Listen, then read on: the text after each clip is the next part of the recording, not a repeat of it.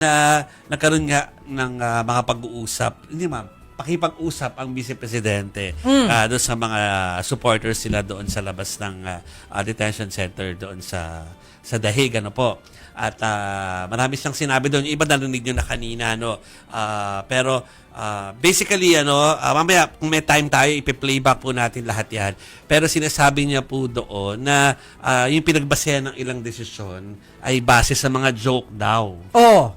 Oo. Tapos, o kaya ay sa mga sinulat ng iba, yung mga libro daw na yun ang pinagbasehan. Ano po?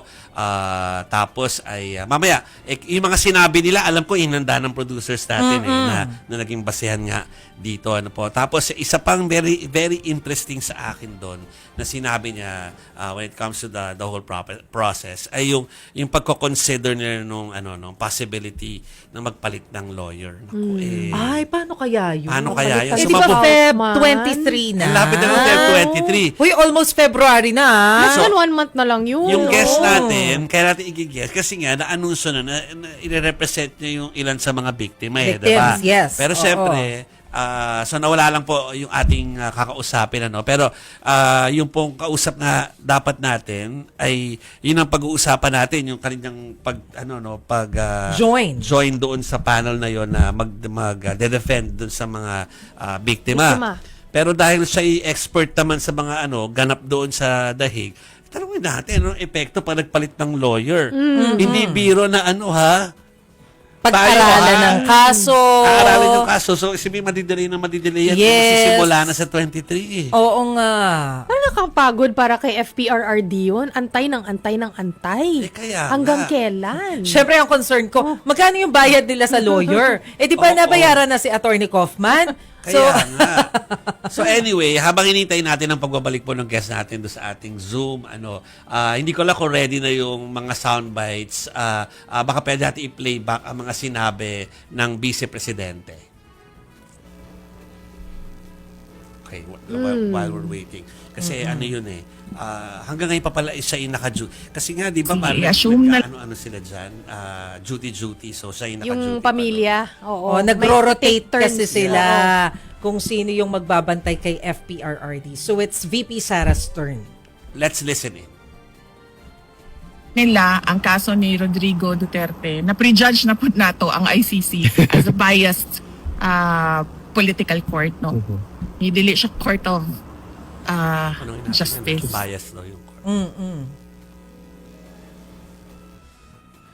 Okay, so that's part of it. Yung iba yung mga political, baka mamaya na natin pag-usapan yun tungkol sa kanyang mga pahayag do sa mga kalaban nila sa politika.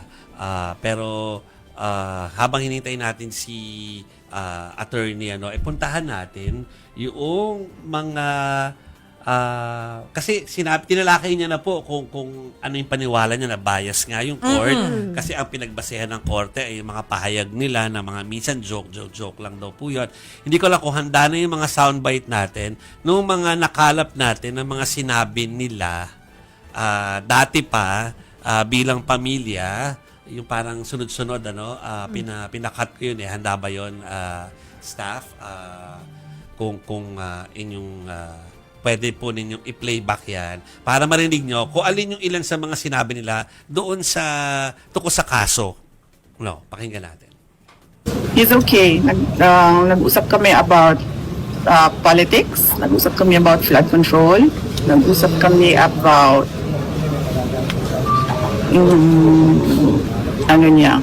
love life niya. Today, medyo mahaba yung kwentuhan and he was bumalik yung pagka-humorous niya nung kaming dalawa yung nandun. Here na siya. Naligo siya pero wala niya gi-appeal yung tiil. Kamusta po daw si PRRD sa lamig, sir? Wala man. Okay man ang temperature sa sulod. May heater sa loob.